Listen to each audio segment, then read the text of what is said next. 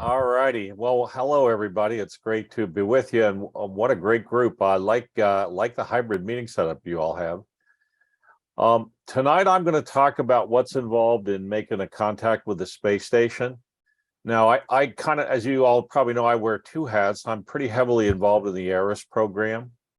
That ARRS stands for Amateur Radio on the International Space Station, which is a group of international volunteers that work with space agencies around the world to help schools make contact with astronauts.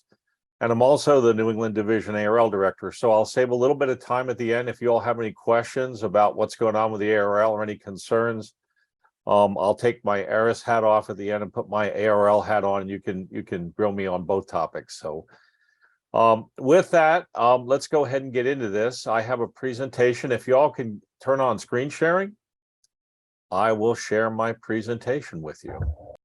All right, I have some videos in here, so I'm going to share my whole messy desktop because I think it's going to go smoother this way.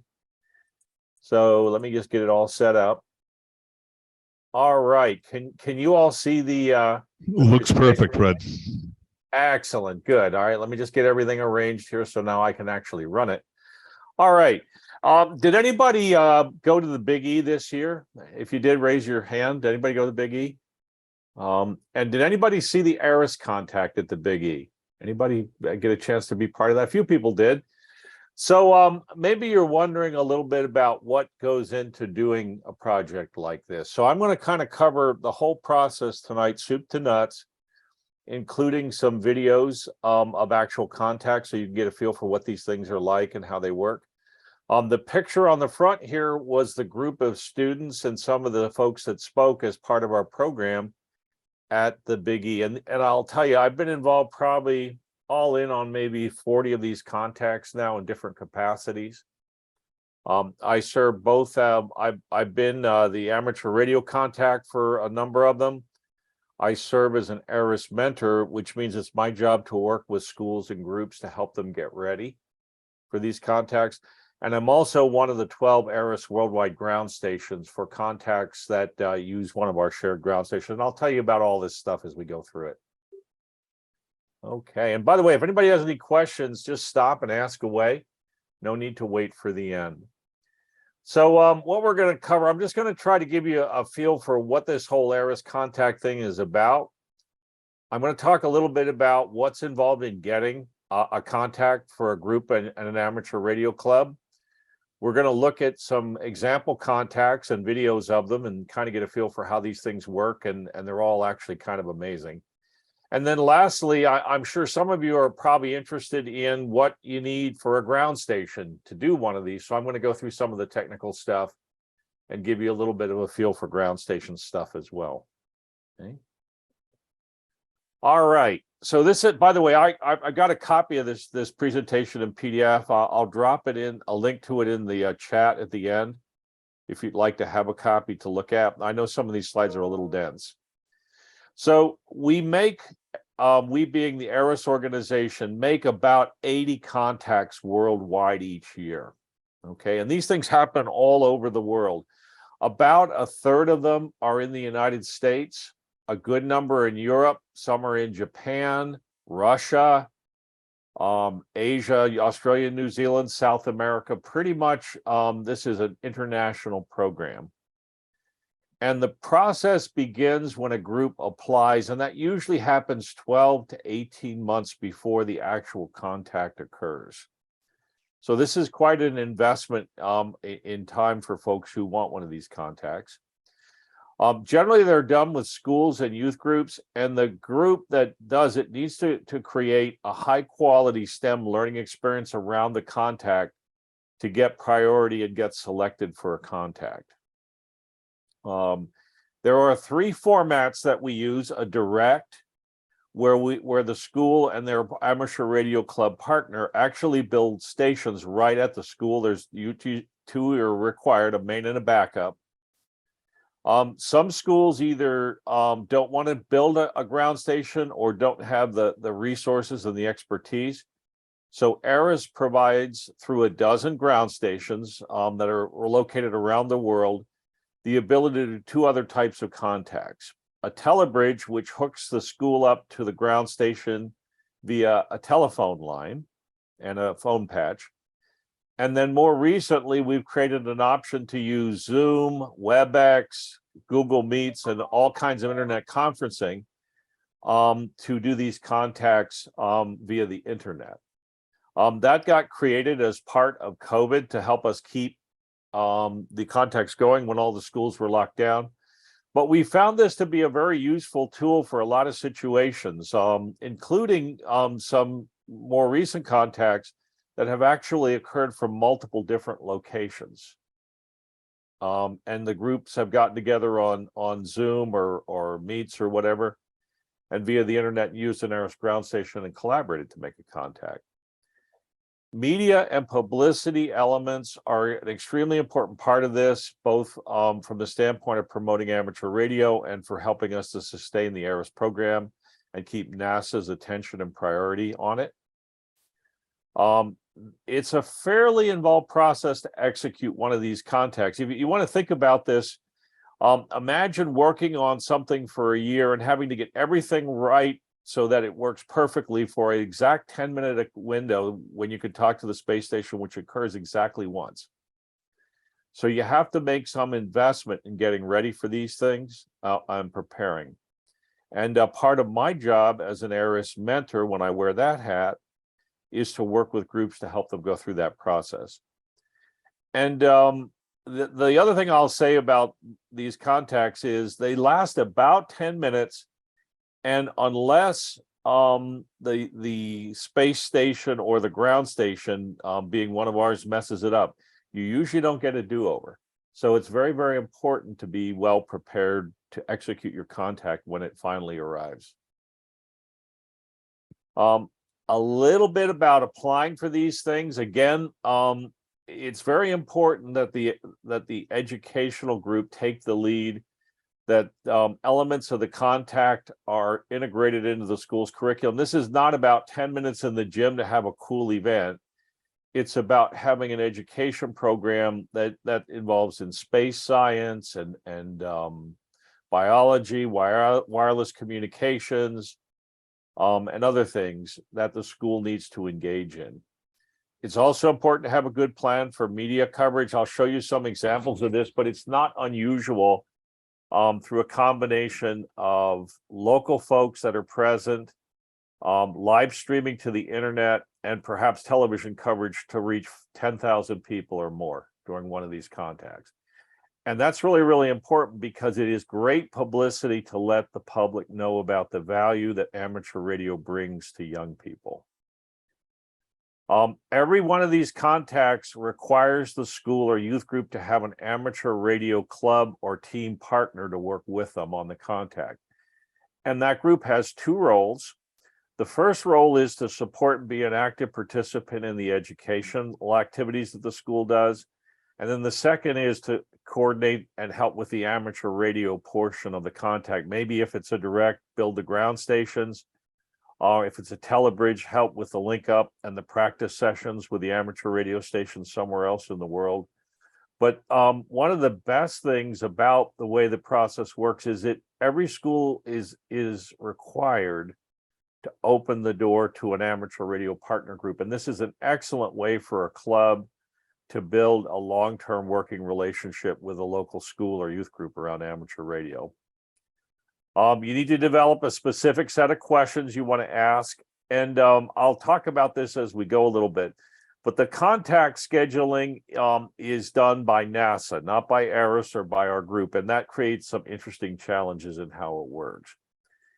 If you're interested in a contact, the window just closed for applications, literally last week, I think, for contacts that will be scheduled for the second half of next year.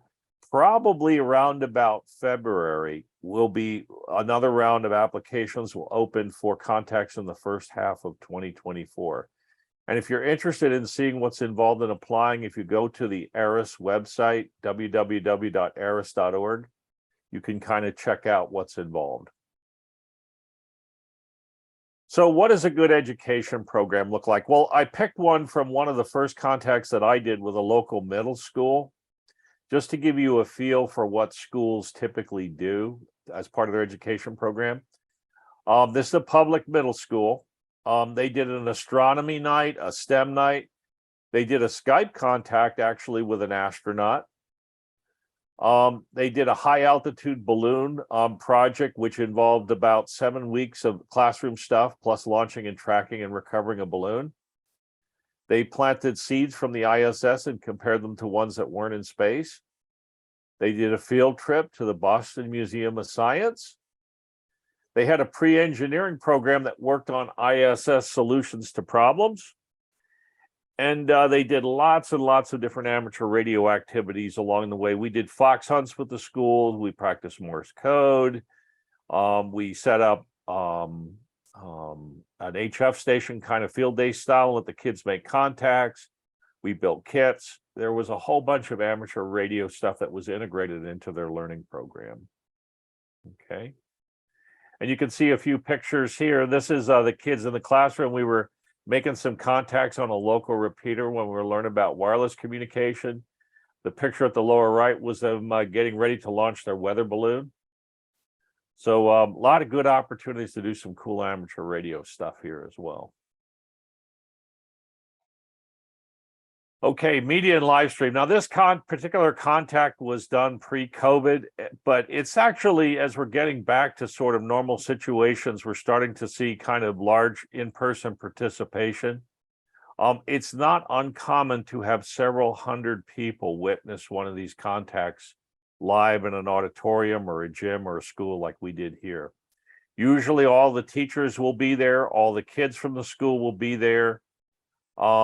Parents, many of them will be there. Public officials are often there as well. It's not unusual to have radio and television and newspaper reporters attend. I've had several situations where there's been live TV coverage of some of the contacts I've been involved in. And this stuff is really, really important for a lot of reasons. One is it helps introduce the public to the value and the importance of amateur radio to young people. It also helps us build support for protecting our rights as amateur radio operators. Okay, so how does all this work? Well, you go through all this preparation and planning. Well, first of all, when you get a contact, you put together an equipment plan and a media plan for your public relations stuff. And based upon that, the group will get assigned a week on which their contact will occur. And that's a 7-day period where they can count on their contact of being scheduled. They go through their education plan. They usually, the students submit questions. They pick the best 15 to 20 questions and select the students and put that whole piece together. About 6 weeks before the contact, ARRS runs predictions of when the International Space Station will be over an appropriate set of ground stations. If it's a direct, it'll be options when the space station will be over the school. If it's a telebridge or multi-point telebridge and internet contact, it'll be when the space station is over one of the 12 ground stations in the world, which is a much bigger list. If the ground stations are involved, the possible list of passes goes to the ground stations to confirm that they're available. And then that final list goes to the school to basically prioritize. And once the school prioritizes the contacts, it will go over to the appropriate space agency. For US contacts, it's NASA. And NASA will look at all the scheduling of the work on the space station, and they will pick, based on the school's priority, the final day and time. And the school will typically find out about their final day and time about a week to 10 days before the actual contact occurs. Okay. There's a whole bunch of testing, practice sessions with the kids, testing the equipment, testing PA systems, testing ground stations, practice sessions with the kids. There's a flurry of activity usually the week before one of these things occurs. When all that's done and everything's working, the school sends out a final notice 24 hours ahead of time to NASA and everybody involved to say, we're ready. The contact happens. And then there's a follow-up report and a whole collection of media and that kind of stuff. You, the ARRIS mentor, you see a picture of one of our ARRIS mentors, Dave Jordan. I'm also an ARRIS mentor. There are probably, I don't know, maybe 15 ARRIS mentors for the United States, and there's about an equal number for other parts of the world that will help the school go through this whole process. All right. So contact day finally arrives. All the preparations, rehearsals are done, and your contact occurs. And I have some videos here from the one we did at the Big E, which was quite a large production. The Big E folks, particularly the CEO and his staff, were very enthusiastic about this project and gave us probably more resources than we could have imagined. Gave us the biggest venue at the Big E, which is where they hold all their concerts, brought in people to run it, arranged TV and media and newspaper coverage, allowed hams to get in free along with their family members the day of the contact to the Big E so they could participate. And I have two things. First of all, I'm going to play a little bit of the video of the kids making the contact. Now, this was a telebridge. It was done with a ground station in Belgium, ON4 ISS, and we made a telephone hookup using all kinds of fancy equipment that the Big E had for their rock concerts to Belgium, and then Belgium provided the radio equipment to do the uplink into space. So I'm going to play that first, and I'm also going to play a little bit of the TV coverage that happened around this. So let's look at the video of the actual contact. Oscar Romeo 4 ISS, Oscar Romeo 4 ISS. Dit is Oscar November 4 India Sierra Sierra for an ISS Contact. Copy, over. Oscar November 4 ISS, this is Oscar Romeo 4 ISS. You loud and clear, how me? Here at New England's Great State Fair, the Big E, amateur radio on the International Space Station offered a dozen local students a once-in-a-lifetime opportunity. Students made contact with the International Space Station and talked to astronaut Bob Hines, NI5RQT. My name is May, KC1OMG. Did you find the astronaut training program was mentally or physically strenuous or stressful? Over. Hey May, the answer is yes. It was both mentally and physically strenuous, but it was also a lot of fun, learning lots of different things, working with great people, and getting to do some pretty amazing things. Over. My name is Thean, call sign KC1RVR. Have you experienced life velocities or astronaut time? Over. Hey Thean, I have not actually experienced either of those things. There is another thing called SANS, which is Sierra Alpha November Sierra, and it is wrinkling of the retina and causes some astronauts to have poor vision. And it usually recovers on the ground, but that is something doctors are researching still. Over. My name is Jackson. It is my absolute dream to be sitting in the same position you are. If you could give me just one piece of advice, what would it be? Over. Hey Jackson, well I hope you get to do it. The piece of advice I would give you is to just find something that you're really interested in and go pursue that as a profession. And do as good as you can with it, and above all, learn to be a really good teammate, both a leader and a follower. Over.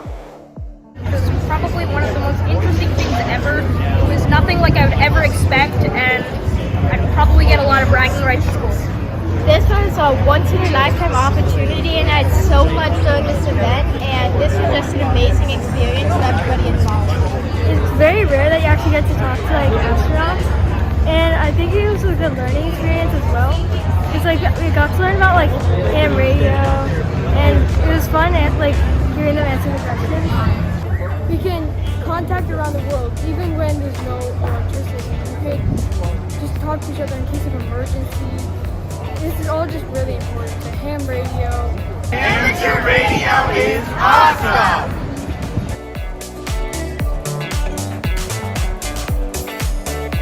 So that'll give you some idea of what an ISS contact is like. Now, the press coverage that goes along with these things is also very, very important. One of the things we were very front and center on it with the Big E contact was to try to expose as many folks in New England to what amateur radio can do for young people.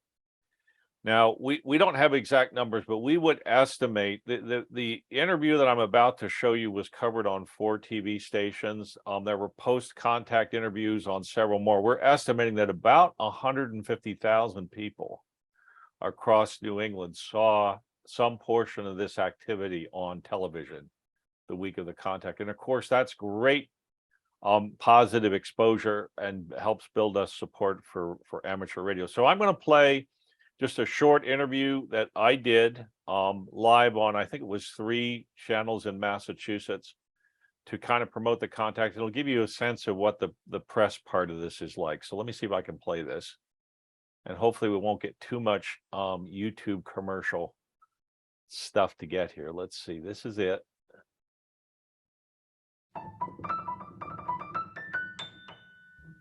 That's not too bad. Here we go. Thanks, Stan. Well, tomorrow, 13 New England students will make contact with an astronaut who is live in space on the International Space Station. And joining me now this afternoon to tell us a little bit about what's going on tomorrow is Fred Kemmerer, who is a program director for the IRIS program. Tell us a little bit about what's going on here tomorrow, All Fred. right, thank you, Amanda. It's a pleasure to be here. So tomorrow, 13 lucky students here in New England are going to talk to an astronaut, Bob Hines, live on the International Space Station via radio link from a station in Belgium. This is part of a program that's designed to inspire young people to learn about science, technology, math, and engineering in school. And how is that going to work tomorrow? Because obviously being down here at the Big E and being in space above Europe is obviously quite the distance you got to get to. Yes, it is. So we're going to be at the Big E Arena. The program will start at 1:20 p.m. with a whole bunch of cool videos on space. We'll have a few speakers, and at 2:30 we will connect to a radio station via telephone line that's located in Belgium. His call sign is ON4ISS. He will call the amateur radio on the space station. Astronaut Bob Hines will make contact, and we'll relay the conversation between the kids here at the Big E and Bob Hines on the space station via Europe, and a radio link up to the space station via amateur radio. It's very impressive. What is the astronaut expected to talk about? Was he going to tell the kids about what it's like to be in space? Well, the kids actually came up with 20 questions that they would like to ask him, and he's got those questions. We uplinked them to the space station about a week ago, and he's going to be prepared to answer the kids' questions live and tell them. One of the more interesting ones was, one student asked, "It's my dream to do what you're doing. How do I get there?" So I'm particularly looking forward to hearing the answer to that question. Certainly. And if people want to come out to see that happen tomorrow, how can they do that? Yeah, so just come on out to the Big E tomorrow. The program is in the Big E Arena. That's the big arena here up in the corner by the rides. It starts at 1:20 p.m., speakers at 2, and the kids will make contact at 2:30. It's very exciting. So certainly something that everyone wants to be here for tomorrow, to talk to an astronaut who is in space. Yeah, absolutely. And it's also, we'd encourage the kids also to bring your friends and family and children. This is a great opportunity to pursue something that hopefully will inspire your young kids to pursue engineering and math and science in school, which is really what we're all about with this program. Yes, awesome. Well, thanks so much, Fred, for joining us this afternoon. We really appreciate it, and definitely something you want to look forward to tomorrow at 1:20 at the Big E Arena. So thank you for that, Fred. Oh, that's an example of the kind of media coverage that you can expect to pull together if you do one of these contacts. And you can see that this presents a great opportunity to create some real positive public support for amateur radio. All right. So how about direct contacts, where you actually build a station on the school grounds? What's that all about? Well, like everything else that NASA does and space agents do, everything has to have a backup. So you actually have to build 2. Okay. Now, here's a little tip. If any of you really need a good excuse to build a really nice satellite ground station, maybe if you get involved in an IRIS contact, you can sell your family and friends on making that investment. I'm going to show you some of the requirements here, and I'll also show you some example of ground stations that I've either built or been involved in. So the chart here lists IRIS's standards or requirements for ground stations for the primary. You're looking at a basically 100-watt radio, low-loss coax, a mass-mounted preamplifier, a pretty good Yagi. That's 14-element circuit. That'd be 7x7 with switchable circular polarity. You'll need an ASL rotor that's computer controlled, and a computer that runs the tracking software to run the antennas and the radios. Backup stations are usually simpler, similar transceiver and coax, usually an omni antenna, ground plane vertical. Preamps and the whole setup also typically requires an uninterruptible power supply. While it's not required, we recommend that people build at least one ground station that has a 70-centimeter antenna on it as well, so that you can test your ground station through satellites. And that gives you both the confidence that it's going to work and also experience operating it, which is an important aspect of getting ready for the contact. So you can see in the upper right is a picture of one of my ground stations, run with a laptop in this case. This was the setup for that Hudson Memorial contact, the first one that I was involved in. You can see the primary and the backup stations. The primary is on the right. The backup is on the left. The 9700 wasn't on the market yet, so we used the 9100 for the primary and the 910H for the backup. Green Heron equipment and Alpha Spid rotors. We ran Mac Doppler, power supplies, polarity switches, headsets, all the bells and whistles that you need to build this setup. These were the antenna systems. We actually had two Yagi-based systems, so our backup was also Yagi-based. That was a bit overkill, but you can see the station in the foreground and the Yagi on the far side is the kind of ARRIS standard recommended 14-element Yagi. The antenna closer is the 70-centimeter that kind of pairs with it that we use for making contacts with satellites to test all this. We set these stations up on the football field at the school and linked them in via coax into their gym to set it all up. And in this particular case, to get away from the school building, we were several hundred feet, so we actually opted for better coax cables and used some hardline that we had available to make sure that that we had a good low loss coax connection between the radios and the antennas. Okay, hold on a minute. There we go. And one of the things that I find creates a challenge is interfacing all the radio equipment to the public address system in the schools. Now, remember, in addition to taking the audio from the radios, or maybe in some cases a telephone line, most schools will also produce a live stream via YouTube or Facebook in real time while the contact is going on. And it takes a little bit of AV gear, usually a mixer, and some software cameras and that kind of stuff in order to generate the live stream as well as the links for audio in and out of the radios. So this is something that, you know, if you have somebody, sometimes the schools have an AV person that can handle this well. In this particular contact, one of our club members had quite a bit of experience with this and some of the equipment, but that's actually a pretty significant piece of most of the contact setups. All right, so you do all this preparation, you build your radio stations, and then you make a contact. And I have a video here of the direct. Now, it's been heavily edited. You're only going to see 2 or 3 of the kids out of the 10 or so, 12, I guess, that ask questions. You'll see a little bit of the program that occurred before the contact. Most schools will do a 30-minute or so program to explain to their visitors and the kids kind of how the contact got prepared and what the education program was and how it's all going to work. So this video is kind of like highlights from all of that. So let's watch another one. By the way, are you all able to hear the audio okay? Give me a thumbs up if you heard that last one. Yep, we're good. Okay, excellent. All right, let me play the direct contact video.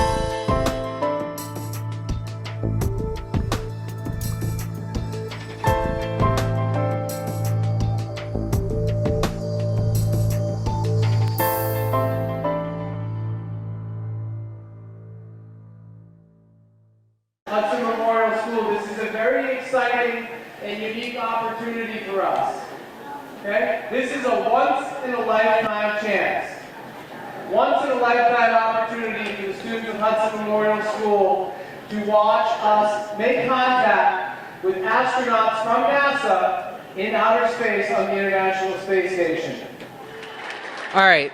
As Mr. Bowen said, this is a truly unique event that you guys get to be a part of. And he did the welcomes to all the people that are here in the room.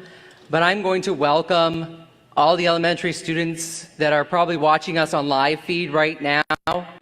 The logo over to the far right is the Nashua Area Radio Society.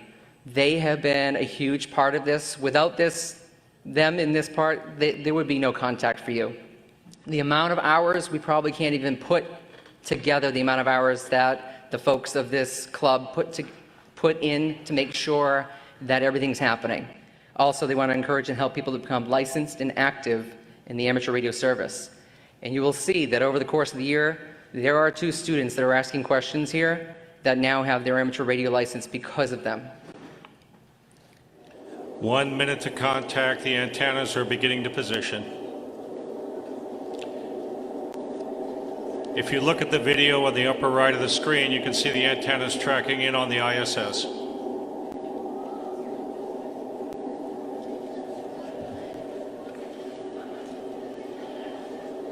November Alpha 1 Sierra Sierra, November Alpha 1 Sierra Sierra. This is November 1 Foxtrot Delta. Over. Hi, hello Serena.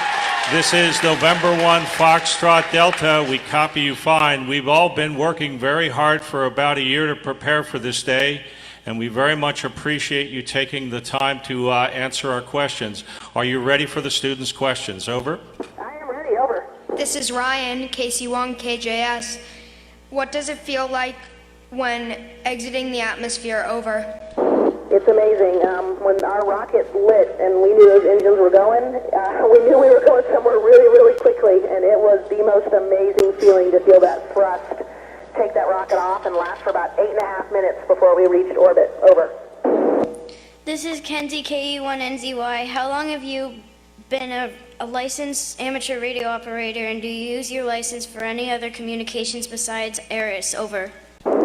I've been a licensed radio operator now for probably only about 1.5 years in preparation for this space flight, and I've only had the chance to use it up here in the space station, and I've really enjoyed doing that, including just making random contacts across the United States and other countries. So I'm hoping to get to continue that after the mission. Over. This is Abby. The students of Hudson Memorial School wish to thank you for talking with us today. Over. Thank you, Hudson Memorial School in New Hampshire. It was fantastic talking with you. Have a great rest of your school year. Thank you, Serena. N1FD clear.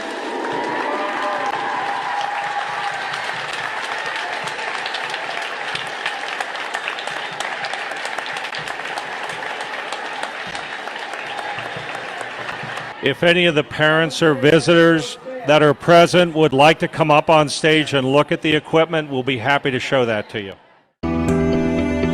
Okay, so that's a direct. Quite a lot more work in terms of preparation for the radio part, but it has the added advantage that the hams, the teachers, and the most important, the students get a chance to get some hands-on opportunity to work with amateur radio. All right.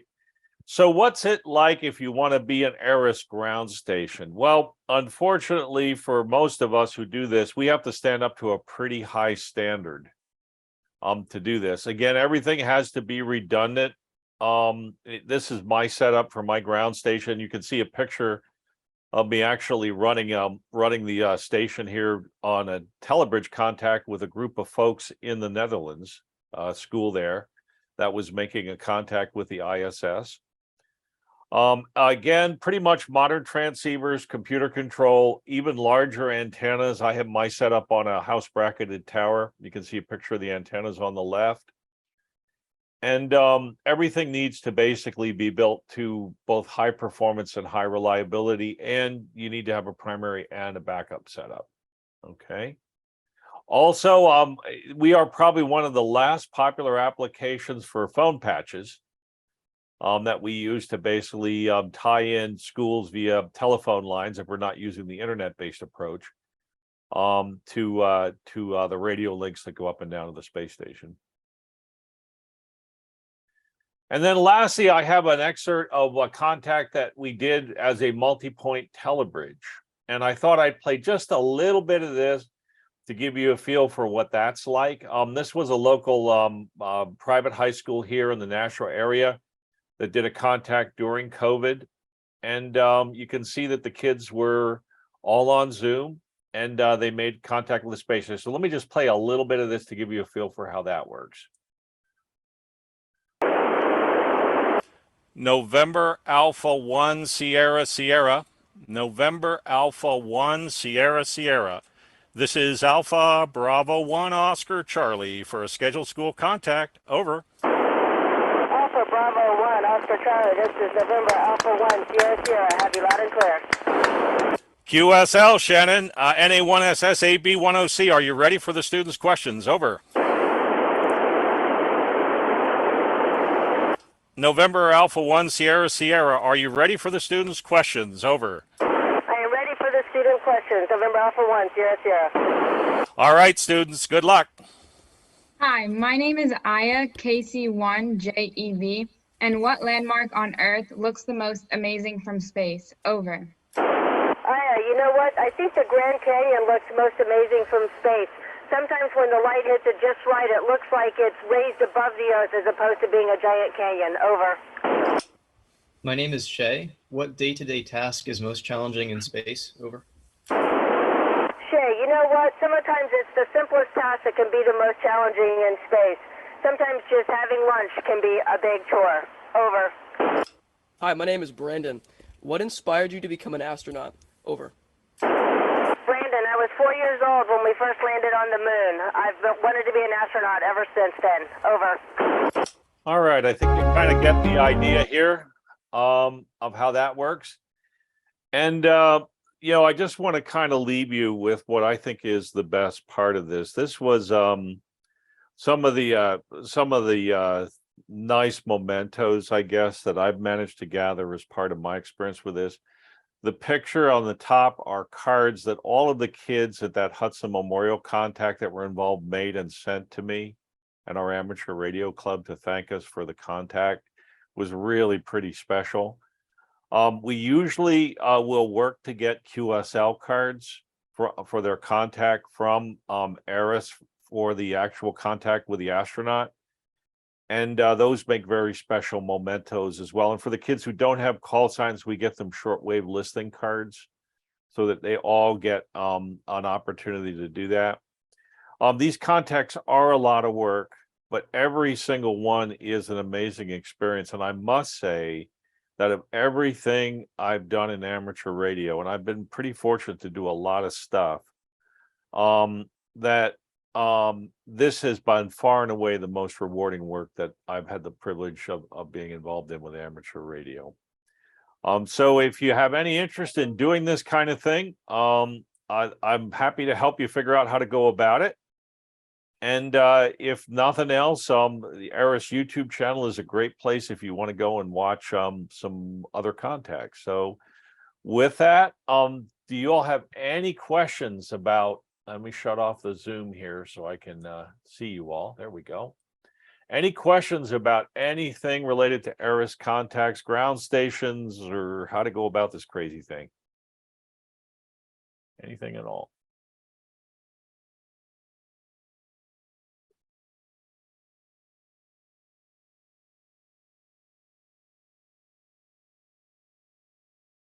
All right. If there are no questions on the space station stuff, I'm going to take off my ARRIS hat and put on my New England Division Director hat.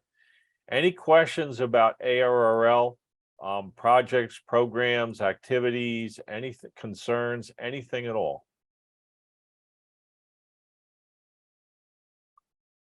I can't be doing that good of a job that nobody has at least one thing to complain about. Well, I have no complaints, but I would like to thank you for this presentation. And you did a really great job, and I'm sure a lot of us really appreciate it. But thank you very much. It was awesome. Very good. I'm going to drop a copy of a PDF of the presentation in a link to it in the chat here, in case you want to look at any of the stuff or play some of the links. So let me just see if I can do this right. Let's see. I think this is going to work. Yep, looks like you've got the presentation in the chat if you want to download a copy. All right, any final questions or feedback or anything for me on anything at all? If not, I'll go turn it all back to Ned. All right, folks, thank you for the opportunity to be with you this evening. I hope you enjoyed the presentation. Thank you, Fred. You're welcome. My pleasure. Hold on, we've got audio problems here. Okay, standing by. Go ahead. No, I don't think the mics are working. It reverted to something else. I brought the booth before the couple of days before the presentation. How many new members, how many people responded to the Dan, hey, Dan, we're not able to hear. I'll do it later. If somebody can relay the question for me somehow, I'd love to be able to answer it. No, we're having audio issues. Oh, okay. That's too bad. All right. Well, look, if there's anything after the fact that you have, you can always reach me at AB1OC. That's my call sign at ARRL.org. So if you do have questions or concerns or anything at all, don't hesitate to reach out to me. And with that, I'll say 73 and thank you for the opportunity. And if it's okay, I'll hang on and listen to the rest of your meeting. Okay, very good, Fred. I'm going to stop the recording at this